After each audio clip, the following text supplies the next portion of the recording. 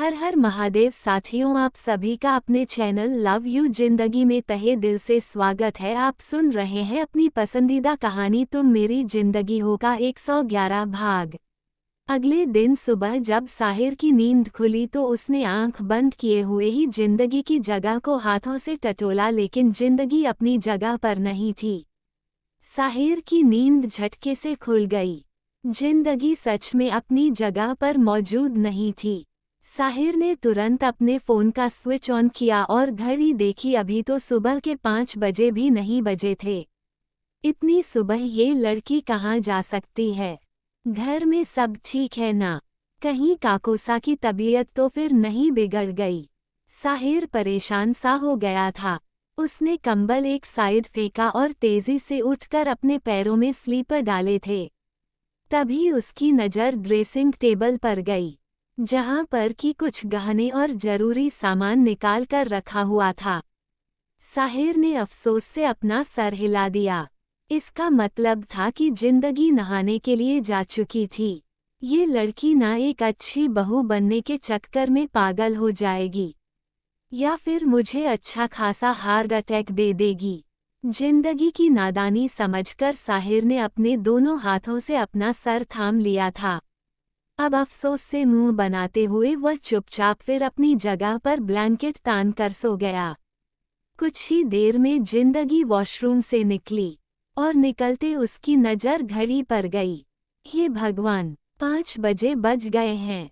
जिंदगी की आवाज़ सुनकर साहिर की दोनों भौहें गुस्से में आपस में जुड़ गई थीं। एक तो आधी कच्ची नींद झटके से खुली थी और दूसरे में अगर दोबारा सोने की कोशिश करता तो सारा टाइम टेबल लेट हो जाना था। न अब सोने का समय बचा था और न ही जागने का टाइम हुआ था। नींद आ नहीं रही थी और बेड छोड़ने का मन नहीं हो रहा था, जिसके कारण गुस्सा आकर नाक पर बैठ गया था। उसने धीरे से कंबल से एक साइड चेहरा निकालकर जिंदगी की हरकतों को नोटिस करना शुरू किया। जिंदगी ने एक नज़र वॉशरूम के दरवाजे से साहिर पर डाली तो वो कंबल के अंदर सोता हुआ नजर आया। थैंक्स गॉड इनकी नींद नहीं खुली, वरना बेवजह का मुझ पर गुस्सा करते। जिंदगी ने एक राहत की सांस ली। अपनी तरफ से तो जिंदगी ने अपनी आवाज़ पूरी धीमी रखी थी, लेकिन कमरे में ही नहीं बल्कि पूरे पैलेस में इस टाइम घनी शांति थी, इसलिए जिंदगी की धीमी धीमी आवाज़ भी साहिर के कानों में साफ साफ पड़ रही थी। और इस लाइन को सुनने के बाद तो नाक पर बैठा हुआ उसका गुस्सा सीधे सर पर चढ़ गया। नींद उड़ा कर कह रही हो कि नींद नहीं खुली। मन तो कर रहा है कि अभी बिस्तर पर पटक कर तुम्हें भी सुला दूं कि तुम कमरे से बाहर भी ना निकल सको। तब समझ में आएगा कि किसी को आधे नींद से जगाने का क्या परिणाम होता है। साहिर ने गुस्से में सोचा। तभी अचानक से उसे जिंदगी की चूड़ियों की खनकने की आवाज़ सुनाई पड़ी। वैसे ये लड़की इतनी सुबह नहा धोकर कहाँ जा रही है? बड़ी माँ सा तो इस टाइम उठ जाती हैं, लेकिन अभी तक तो वह भी नहाकर पूजा वाले कमरे में नहीं पहुँचते, तो फिर आज ही लड़की जा कहाँ रही है? आज कहीं कोई स्पेशल डे वगैरह तो नहीं है जो कि मैं भूल गया? सुनने में आता है कि शादी के बाद इंसान को स्पेशल डे और डेट याद रखना चाहिए, पर मुझे तो सारे डे और डेट पहले से ही ऑलरेडी याद है और उनमें से कोई भी आज नहीं है। तब फिर यह शाही सवारी कहाँ निकल रही है? साहिर ने मुंह बनाते हुए सोचा। और वैसे भी ये उसके उठने का समय था नहीं, इसलिए चुपचाप जिंदगी की हरकतों पर नज़र जमा दी। जिंदगी में इस टाइम लेमन येलो कलर का घाघरा चोली पहन रखा था और दुपट्टा ड्रेसिंग टेबल के पास ही पड़ा हुआ था, और इस पीली घाघरा चोली में उसकी खुद की पीली गोरी रंगत और ज्यादा निखर कर आ रही थी। साहिर चुपचाप बेखुद सा उसे देख रहा था। अपने ऊपर साहिर की नज़रों से अनजान जिंदगी ने आराम से अपने कपड़े ठीक किए और फिर अपने बालों को सुझाने लगी। जब वॉशरूम में अच्छे से कपड़े नहीं पहन पाती है तो बाथरोब क्यों नहीं यूज़ करती है? कौन समझाए इस बेवकूफ़ लड़की को? आधी अधूरी कपड़ों में ही निकलकर चली आती है। साहिर ने अफसोस से मन में सोचा। बालों को सुलझाते सुलझाते जब उसने अपने बाल चोटी की शक्ल पर बांधने के लिए आगे किए तो साहिर का मुंह हैरत से खुला रह गया। हे भगवान! लेकिन अगले ही पल सिचुएशन को समझते उसने अपनी आंखें बंद कर ली थी। जैसा कि आमतौर पर मार्केट में ब्लाउज मिल रहे थे उसी तरह से इस ब्लाउज का भी बैक गायब था और केवल डोरी लगे हुए थे। जहां तक कि जिंदगी के हाथ पहुंचने में असफल थे, तो उसने ढीले तौर पर बांधकर उन्हें छोड़ दिया था, लेकिन पीछे से पूरा हिस्सा खुला था। वैसे भी जिंदगी अपने कमरे से जितना उससे हो सकता था तैयार होकर बाहर निकल जाती थी। उसके बाद या तो जानवी जी के कमरे में या फिर अभिज्ञा के कमरे में उसे जो मदद चाहिए होती थी, मिल जाती थी। अब तो बड़ी माँ सा भी उस पर इतना दुलार लुटाने लगी थी कि जिंदगी के सिंगार में उन्हें जो कुछ कमी अधिक लगती थी तो खुद अपने हाथों से पूरा कर दिया करती थी, इसलिए जिंदगी को इन सब चीज़ों की चिंता नहीं होती थी। इधर जिंदगी तेजी से अपनी तैयारियों में लगी हुई थी। उसने बाल बांधे, चूड़ियां पहनी, गहने डाले और जब सिंदूर लगाने के लिए डिबिया उठाई तो चूड़ियों की खनक फिर से पूरे कमरे में फैल गई थी। अब साहिर के लिए आंखें बंद करना भी मुश्किल हो रहा था क्योंकि उसने खुद पर कंट्रोल लगाते हुए अपनी आंखें तो बंद कर ली थी, लेकिन बंद आंखों के आगे भी वही सब कुछ उसको दिखाई पड़ रहा था। ये लड़की ने मुझे चैन से सोने देगी और ना ही चैन से जागने देगी। साहिर झटके में कंबल फेंककर उठकर बैठ गया। अचानक से साहिर की तरफ से हुई हरकत से मांग में सिंदूर भरते हुए जिंदगी के हाथ कांप गए थे और कुछ सिंदूर नाक पर ही गिर गया। आप जग गए। जिंदगी में सिंदूर की डिबिया बंद करके ड्रेसिंग टेबल पर रखते हुए पूछा। नहीं, अभी तक सोया हुआ हूँ, उठकर बैठ चुका हूँ। इसका मतलब तो जाग ही चुका हूँ क्योंकि नींद में चलने की बीमारी तो मुझे है नहीं। साहिर ने हल्की चिर के साथ जवाब दिया। साहिर के इस लंबे चौड़े जवाब पर जिंदगी का मुंह बन गया था, लेकिन उसने कुछ कहा नहीं। चुपचाप ड्रेसिंग टेबल पर जो सामान निकाला था उन्हें अरेंज करने लगी, लेकिन साहिर गुस्से में जिंदगी की तरफ ही देख रहा था। जिंदगी को शादी का गुस्सा समझ में आ रहा था, लेकिन वह क्यों गुस्सा है ये समझ में नहीं आ रहा था। तभी अचानक जिंदगी को याद आया कि उसने दुपट्टा नहीं लिया है। उसने तेजी से आईने के ऊपर से अपना दुपट्टा उठाया और अपने कंधे पर फैला लिया। अगर जाग चुके हैं तो जल्दी नहा धोकर फ्रेश हो जाए। जिंदगी चेयर पर से उठते हुए बोली। क्यों? साहिर ने अपनी एक भौं उठाते हुए पूछा। क्यों क्या? जिंदगी को उसका सवाल समझ में नहीं आया था, इसलिए उसने कुछ जवाब नहीं दिया और चुपचाप बाहर की ओर निकलने के लिए कदम बढ़ा दिए थे। वैसे यह शाही सवारी इतनी सुबह नहा धोकर और किसकी नींद उड़ाने जा रही है? मतलब कि कहाँ जा रही है? साहिर ने जिंदगी के बराबर खड़े होते हुए पूछा। जिंदगी ने उसके दोनों सवाल सुने थे, लेकिन सुबह सुबह उससे उलझने के मूड में नहीं थी, इसलिए धीरे से जवाब दिया। नीचे बड़ी माँ सा के कमरे में। और किसी की नींद उड़ाने नहीं जा रही, बल्कि आपको छोड़कर घर में सब जाकर तैयार हो चुके हैं, क्योंकि आज उन्हें वृंदावन के लिए निकलना है। ओह! अब जाकर साहिर को समझ में आया था कि जिंदगी क्यों आज इतनी सुबह उठकर तैयार हो गई थी। आप भी जल्दी तैयार होकर आ जाइएगा। कुछ समय उनके साथ बताएगा तो उन्हें अच्छा लगेगा। जाते जाते जिंदगी ने साहिर से कहा, लेकिन साहिर ने एक हाथ बढ़ाकर जिंदगी का हाथ पकड़ा और उसे खींचकर अपने बिल्कुल नजदीक कर लिया। यह क्या कर रहे हैं राणा सा? छोड़िए मुझे देर हो रही है। जिंदगी साहिर के बाहों में मचलते हुए बोली। चुप करो, 2 मिनट शांति से खड़ी नहीं रह सकती हो? इसी तरह से बाहर जाने का इरादा है क्या? साहिर ने हल्के से डांटते हुए पूछा।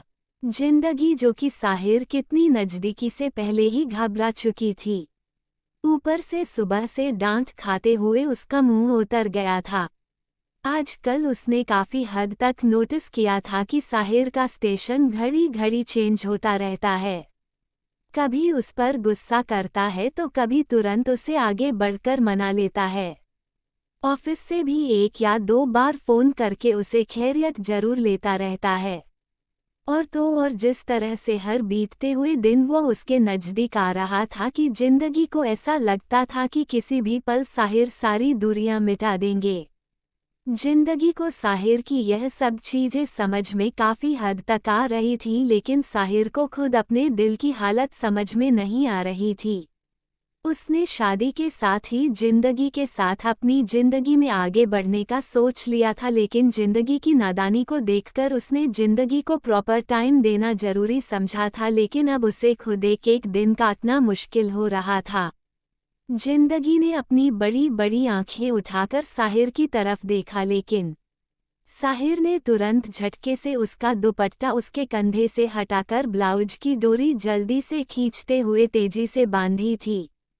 साहिर की उंगलियों की छुअन अपनी पीठ पर पाकर जिंदगी बिल्कुल सिहर गई थी।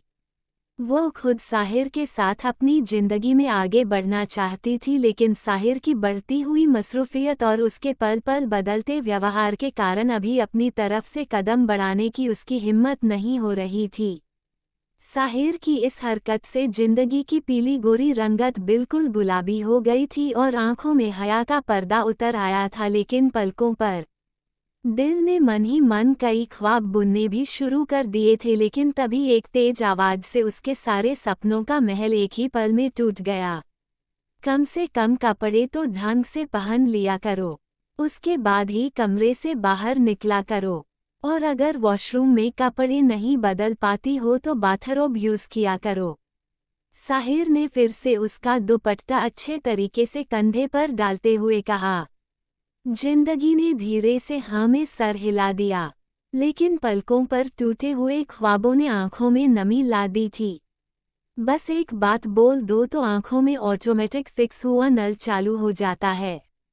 जिंदगी की आंखों की नमी ने साहिर के दिल को मलाल में धकेल दिया था। उसे लगा कि वह जिंदगी के साथ कुछ ज्यादा ही रूड हो गया था। उसने जिंदगी को मनाने के लिए फिर से अपने बाहों में उसे भर लिया और जिंदगी चुपचाप चली आई। जितनी कोशिश एक अच्छी बहू बनने की हो रही है ना, अगर उसका 1% भी अच्छी बीवी बनने की होती ना, तो मेरी जिंदगी और तुम्हारा जन्म दोनों ही सफल हो जाते। पर अफसोस, इसके लिए मुझे इंतजार ही करना है। साहिर ने जिंदगी बालों पर हल्के से नाक रब करते हुए कहा। धुले धुले हल्के गीले बाल, शैम्पू और कंडीशनर की खुशबू साहिर को बेचैन कर रही थी, पर साहिर की हरकतों ने काफी हद तक जिंदगी का दुख कम कर दिया था।